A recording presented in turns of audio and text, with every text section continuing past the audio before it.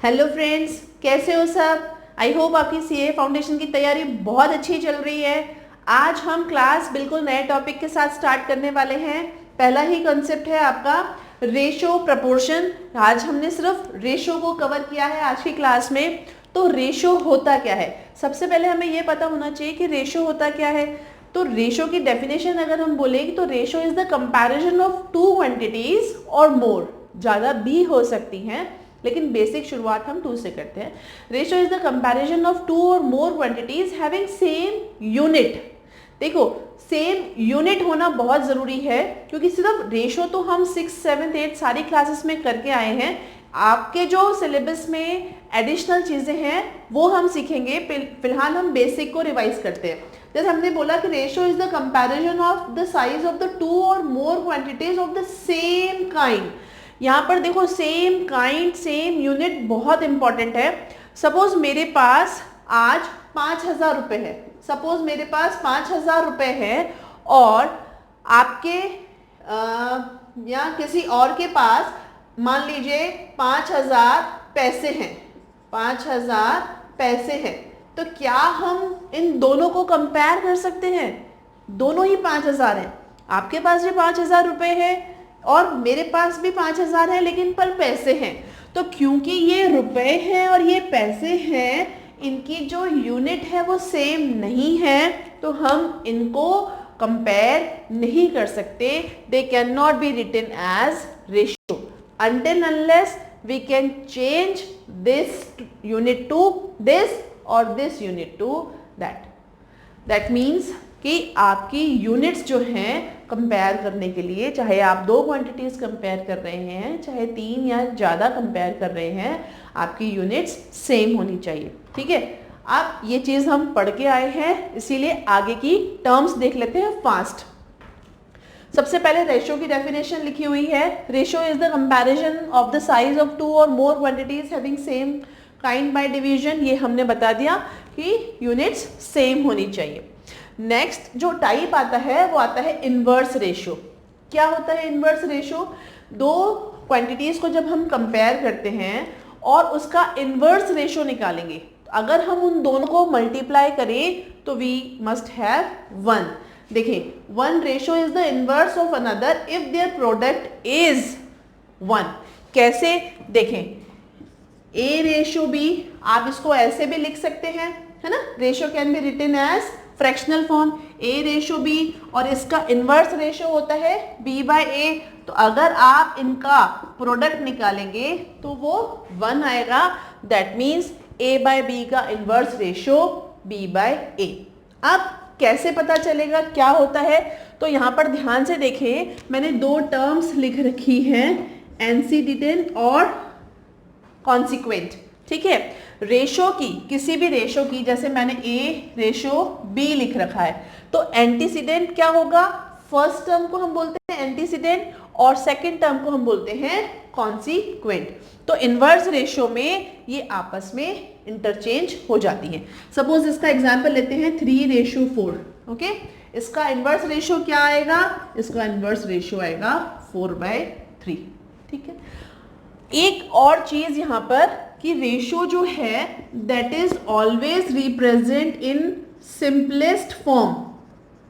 Ratio जो है वो ऑलवेज सिंपलेस्ट फॉर्म में होना चाहिए। आपने कंपेयर कर लिया, जैसे कोई दूसरा एग्जाम्पल लेते हैं कि मान लीजिए आपके पास 300 रुपये हैं, ठीक है, और मेरे पास 1,500 रुपये है। ठीक है, आपने इन दोनों जीरो को कट कर दिया तो 3:15। क्या ये रेशो है? हाँ, ये रेशो तो है, लेकिन हम इसको रिप्रेजेंट कैसे करेंगे? इसको हम रिप्रेजेंट करेंगे 1:5 से, क्योंकि रेशो जो है ऑलवेज रिप्रेजेंट किया जाता है सिंपलेस्ट फॉर्म में। ये छोटी छोटी चीज़ें जब हम क्वेश्चन करेंगे तब और क्लियर हो जाएंगी। तो पहला हमने पढ़ा रेशो, फिर हमने पढ़ा इनवर्स रेशो, और तीसरा अब हम पढ़ रहे हैं डुप्लीकेट रेशो। तो क्या होता है डुप्लीकेट रेशो?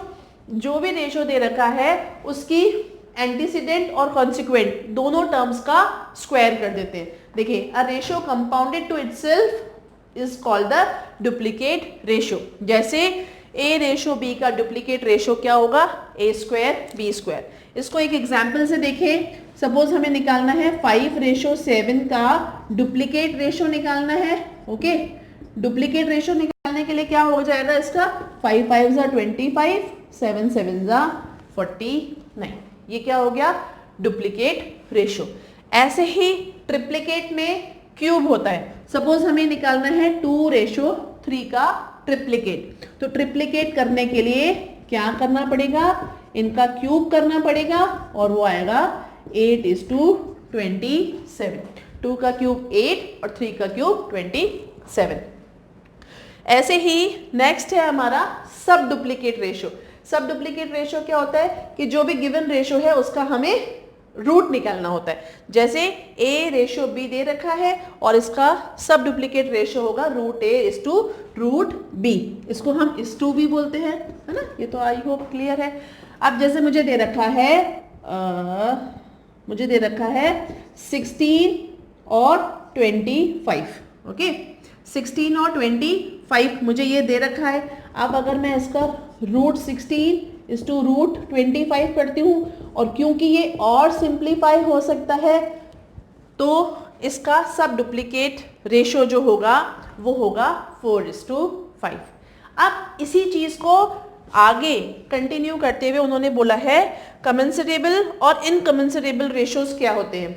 अगर कोई भी रेशो है, ठीक है, if the ratio can be expressed as ratio of 2 integers.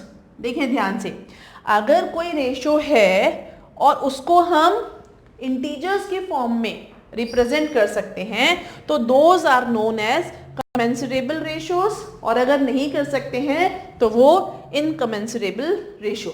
जैसे आपको दे रखा था ये, है ना, आपको दे रखा था √16:√25, आप इसको 4:5 की फॉर्म में रिप्रेजेंट कर सकते हैं, तो ये जो हो गए ये हो गए आपके कमेंसरेबल। ओके, लेकिन अगर आपको मान लो ये दे रखा है √3:√2, इसको तो आप और सिंप्लीफाई कर ही नहीं सकते, ये तो इरेशनल नंबर है, इंटीजर्स की फॉर्म में जा ही नहीं सकता। देखो डेफिनेशन में यही लिखा हुआ है, if the ratio can be expressed in the form of integers, है ना। अगर इंटीजर्स सिंप्लीफाई करने के बाद इंटीजर आ जाता है तो वो कमेंसरेबल है, और सिंप्लीफाई करने के बाद अगर रूट नंबर आता है, इरेशनल नंबर आता है, तो वो होंगे इनकमेंसरेबल रेशोज। आई होप ये सारी टर्म्स क्लियर हो गई होंगी, क्योंकि इन टर्म्स के बेसिस पर ही हमारे क्वेश्चंस होने वाले हैं। अब इसके बाद हम कुछ क्वेश्चंस करते हैं। पहला क्वेश्चन है फाइंड द रेशो। बहुत सिंपल सा क्वेश्चन है, ये तो हम बहुत आसानी से कर सकते हैं, सभी लोग कर सकते हैं। पहला क्वेश्चन है हमारा 150 ग्राम टू और 2 किलोग्राम का रेशो निकालना है। क्योंकि अभी अभी हम समझ के आए हैं कि एक यूनिट हो तो ही कंपेयर कर सकते हैं, तो हम पहले इसको यूनिट्स में, सेम यूनिट में कन्वर्ट करेंगे। कैसे कन्वर्ट करेंगे, 1 kg is equal to 1000 gram और 2 kg is equal to 2000 grams. ठीक है ना, ऐसे कन्वर्ट करेंगे। अब ये हो गया 150 ग्राम और ये हो गया 2000 ग्राम्स। अब क्योंकि दोनों की यूनिट सेम है, कंपेयर कर सकते हैं। 0 से 0 कैंसिल, 5 से कट किया 3 और 5 से कट किया 40। अब क्योंकि 3 और 40 का कोई HCF नहीं है, कोई कॉमन फैक्टर नहीं है, इसलिए ये ही रेशियो है। तो what is the ratio between 150 gram and 2 kg? That is 3:40। Next question देखेंगे। नेक्स्ट क्वेश्चन है हमारा 25 मिनट्स और 45 सेकेंड्स। सेम चीज हम कंपेयर नहीं कर सकते, तो पहले हम मिनट्स को सेकेंड में कन्वर्ट करेंगे। 1 मिनट इज इक्वल टू कितना होता है, 60 सेकेंड्स होता है ना, और 25 को सेकेंड्स में कन्वर्ट करने के लिए हम मल्टीप्लाई करेंगे तो हमारे पास आ जाएगा 1500 सेकेंड। 25 6 जा, देखो 25 6 जा 150 और एक 0 हमने साथ में लगा दी। अब ये जो हो गया हमारा हो गया 1500 सेकेंड्स, है ना, और ये हो गया हमारा 45 सेकेंड्स। देखो ध्यान से, 5 से कट किया 9, 5 से कट किया 300, 3 से कट किया 3, 3 ज़ा 9 और 3 से कट किया 100। अब 100 और 3 और सिंप्लीफाई नहीं हो सकते, तो ये इधर और ये इसका आंसर। ठीक है, तीसरी क्वांटिटी देखें। तीसरा जो क्वेश्चन दे रखा है वो दे रखा है number of students in A class and salary of a teacher. क्या हम ये कंपेयर कर सकते हैं? नहीं। एक क्लास में क्या होगा, एक क्लास में 45 स्टूडेंट्स होंगे, यानी कि वो नंबर ऑफ स्टूडेंट्स है ना, आदमियों की संख्या है ना, ह्यूमंस की संख्या है। लेकिन सैलरी जो है वो रुपीज में है, तो हम उसको कंपेयर नहीं कर सकते क्योंकि दोनों की यूनिट सेम नहीं है, इसलिए नो कंपैरिजन। अब नेक्स्ट जो टाइप के क्वेश्चन आएंगे वो ये आएंगे फाइंड विच इज ग्रेटर। अब तक हमने देखा कि रेशियो को हम कैसे निकाल रहे हैं, अब हम देखेंगे रेशियो को अगर हमें कंपेयर करना है तो हम कैसे करते हैं। देखो हमें दे रखा है 2 1/3 रेशियो 3 1/3। ओके, अब सबसे पहले तो इसको आपको मिक्स्ड फ्रैक्शन में है, इसको आपको इम्प्रॉपर फ्रैक्शन में चेंज करना है। 3 2 6, 6 and 1 7/3। ओके, और रेशियो 3 3 9 और 1 10/3, है ना। अब ध्यान से देखो कि 7/3 बड़ा है कि 10/3 बड़ा है। यहाँ पर तो हम इजीली बता सकते हैं कि 7/3 छोटा है और 10/3 बड़ा है। रीजन बीइंग हमारा डिनोमिनेटर सेम है। व्हाट इफ कि अगर हमारे पास डिनोमिनेटर्स जो है वो सेम नहीं है, ऐसे केस में हम डिनोमिनेटर का एलसीएम लेके इक्वल करते हैं, that is called equivalent fraction. I hope ये आता होगा, जो नेक्स्ट क्वेश्चन में हमने ले लिया है।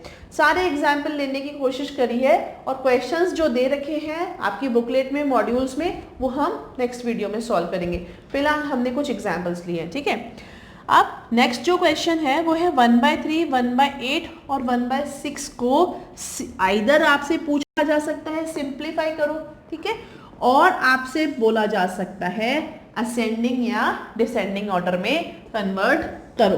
देखो कैसे करेंगे, ध्यान से देखो। आपको दे रखा है 1/3, ये क्वेश्चन नंबर 3 लिख लेते हैं। 1/3, 1/8 और 1/6, ठीक है, ये दे रखा है। यहाँ पर हम कंपेयर नहीं कर सकते, है ना, तो हमें क्या करना पड़ेगा, नीचे वाले नंबर्स यानी डिनोमिनेटर का एलसीएम लेना पड़ेगा। और एलसीएम लेने का तरीका मैंने पहले भी बताया है। क्या करना होता है, लार्जेस्ट नंबर की टेबल बोलना चालू करते हैं। 8 1 जा 8, 3 और 6 8 से डिविजिबल नहीं होते। 8 2 जा 16, 16 भी इन दोनों से डिविजिबल नहीं होता। 8 3 जा 24, यस 24 3 से भी डिवाइड होता है, 24 6 से भी डिवाइड होता है। दैट मीन्स एलसीएम जो आएगा वो कितना आएगा, 24। अब सेम प्रोसेस इक्विवेलेंट फ्रैक्शन में बना लीजिए, या तो एक एक को या कॉमनली।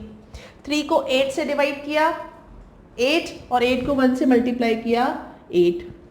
8 को इससे डिवाइड किया 24 को 3, और 3 को 1 से मल्टीप्लाई किया 3, और 6 को 24 से डिवाइड किया 6, 4 जा 24 और ये 1। तो आपका जो आंसर हो जाएगा वो हो जाएगा 8:3:4। ठीक है, अब 8:3:4 जो है ये हमने कर लिया। लेकिन पर्टिकुलर सिर्फ इसी एग्जाम्पल में अगर आपने ध्यान से ऑब्जर्व किया तो 1/3, 1/8, 1/6 क्या है, यूनिट फ्रैक्शंस हैं। पता है यूनिट फ्रैक्शंस क्या होते हैं, यूनिट फ्रैक्शन जिनका न्यूमरेटर 1 हो ऑलवेज। समझ आई बात, यूनिट फ्रैक्शन जिनका न्यूमरेटर ऑलवेज 1 हो। और अगर ऐसा कोई क्वेश्चन आता है तो आप डायरेक्टली उसको देख सकते हो, जो सबसे बड़ा नंबर है वो सबसे छोटा होगा और जो सबसे छोटा नंबर है वो बड़ा होगा, उल्टा चलता है। हम समझ आई बात। देखो जो मैं कहना चाहती हूँ वो सुनो और समझो। अगर आपको दे रखा है 3/5, 4/5 और 8/5, अगर डिनोमिनेटर्स सेम है तो न्यूमरेटर में जो ऑर्डर है वही हमारा रेशियो होगा, मतलब वही हमारा असेंडिंग ऑर्डर होगा। सीधी काउंटिंग आप ऐसे समझ लो कि अगर हमारा डिनोमिनेटर सेम है तो हम सीधी काउंटिंग देखते हैं, जो नंबर छोटा है वो छोटा ही रहेगा, जो नंबर बड़ा है वो बड़ा ही रहेगा। जैसे सबसे स्मॉलेस्ट हो जाएगा 3/5 और लार्जेस्ट हो जाएगा 8/5। लेकिन अगर यूनिट फ्रैक्शन है, दैट मीन्स न्यूमरेटर जो है वो 1 है, तो उल्टी काउंटिंग, जो सबसे बड़ा है वो सबसे छोटा हो जाएगा और जो सबसे छोटा है वो सबसे बड़ा हो जाएगा। तो पर्टिकुलर इस वाले एग्जाम्पल में अगर आपसे असेंडिंग और डिसेंडिंग ऑर्डर में कन्वर्ट करने के लिए कहा जाए तो असेंडिंग ऑर्डर आप क्या बोलोगे, ये सबसे छोटा है, देखो ये है ना, तो ये हो जाएगा 1/8, 1/6 और 1/3 डायरेक्टली बिना एलसीएम लिए। अगर आपने एलसीएम लेके करोगे तो भी सेम आएगा। दैट मीन्स ये 3 जिसको रिप्रेजेंट कर रहा है वो सबसे छोटा, 4 रिप्रेजेंट जिसको कर रहा है वो सेकंड नंबर, और 8 जिसको रिप्रेजेंट कर रहा है वो सबसे बड़ा। लेकिन हमने डायरेक्ट भी कर सकते थे क्योंकि हमने सीख लिया कि अगर यूनिट फ्रैक्शंस गिवन है तो उल्टा चलता है। डिसेंडिंग ऑर्डर में करना है, डिसेंडिंग ऑर्डर में करने के लिए सबसे जो छोटा नंबर है वो पहले आएगा और जो सबसे बड़ा नंबर है वो लास्ट में आएगा। आई होप ये एडिशनल चीज़ आप लोगों को समझ आई होगी आसानी से। नेक्स्ट क्वेश्चन की तरफ मूव करते हैं। नेक्स्ट क्वेश्चन है find the inverse ratio of 11:15। Inverse ratio हमने अभी भी देखा था, क्या देखा था कि जो पहली वाली टर्म है एंटीसीडेंट है वो कॉन्सिक्वेंट में मतलब आपस में इंटरचेंज हो जाती हैं। तो इसका इनवर्स रेशियो कितना आसान हो गया निकालना, बहुत आसान हो गया। क्या होगा इसका इनवर्स रेशियो 15:11। इसका आंसर क्या आएगा 15:11। नेक्स्ट देखो find the duplicate ratio. Duplicate ratio क्या पढ़ा था हमने, उनके स्क्वायर्स, गिवन रेशियो के स्क्वायर्स निकालने हैं। तो 3:4 का डुप्लीकेट रेशियो क्या होगा 9:16। और फाइंड नहीं करना है, यहाँ पे कहा गया है सब ट्रिप्लिकेट रेशियो। देखो ये हमने टर्म देखी नहीं थी, हमने ट्रिप्लिकेट देखा था, सब डुप्लीकेट देखा था, लेकिन सब ट्रिप्लिकेट नहीं देखा था। तो सेम चीज है, सब ट्रिप्लिकेट मतलब उसका क्यूब रूट। ध्यान से देखो, अगर आपको कोई कंफ्यूजन है तो वापस से लिख लेती हूं मैं। डुप्लीकेट मतलब स्क्वायर, सब डुप्लीकेट मतलब स्क्वायर रूट, ट्रिप्लिकेट है ना, ट्रिप्लिकेट मतलब उनका नंबर्स का क्यूब करना था, और सब ट्रिप्लिकेट मतलब उनका क्यूब रूट। ठीक है, ये ही सेम चीज है। तो सब ट्रिप्लिकेट रेशियो ऑफ 8:27, इसका मतलब हमें क्या करना है, क्यूब रूट ऑफ 8 और क्यूब रूट ऑफ 27 करना है। Cube root of 8 and cube root of 27 will becomes 2:3। 8 का क्यूब रूट 2 और 27 का क्यूब रूट 3। ये तो आता है ना, प्राइम फैक्टराइजेशन करना है और पेयरिंग करनी है, नंबर्स के ग्रुप्स बनाने हैं, आ जाएगा। ठीक है, इसके अलावा थोड़ी देर पहले बोर्ड पर मैंने एक और टर्म लिखी थी, उसको मैंने एक्सप्लेन नहीं किया, I forgot to explain that term. मैंने लिखा था कंटिन्यूड रेशियो। ठीक है, कोई भी रेशियो अगर A:B:C की फॉर्म में लिखा हुआ है तो वो कहलाता है कंटिन्यूड रेशियो। वो क्या कहलाता है, कंटिन्यूड रेशियो। इससे रिलेटेड क्वेश्चंस हम जब मॉड्यूल सॉल्व करेंगे तब आ जाएंगे। आई होप बेसिक्स का जो ये लेक्चर है आज का, बेसिक्स कि रेशियो क्या होता है, रेशियो के कितने टाइप्स होते हैं और क्वेश्चंस को किस तरीके से सॉल्व किया जाता है, ये अपन ने सीख लिया। 3-4 चीज़ों का इसमें इस चैप्टर में ध्यान रखेंगे। नंबर 1, रेशियो हमेशा सिमिलर क्वांटिटीज़ जो यूनिट है ना, सेम यूनिट में ही पॉसिबल है। रेशियो हमेशा सिंपलेस्ट फॉर्म में ही देना है आंसर। कई बार क्या होता है कि आंसर आपको ऑप्शन में दोनों दे रखे होते हैं, एक सिंपलेस्ट भी दे रखा होता है और उससे पहले वाला भी दे रखा होता है। तो आपको टिक किस पर करना है, जो सिंपलेस्ट फॉर्म शो कर रहा है। ठीक है, बाकी तो जब हम क्वेश्चंस करते जाएंगे और हम बेसिक्स के साथ साथ वापस से रिवाइज भी करते जाएंगे कॉन्सेप्ट्स को, टॉपिक्स को, कि किन किन चीज़ों का ध्यान रखना है। तो अभी आप इन बेसिक्स के सहारे कुछ क्वेश्चंस करने की कोशिश करें और नेक्स्ट वीडियो में हम मॉड्यूल सॉल्व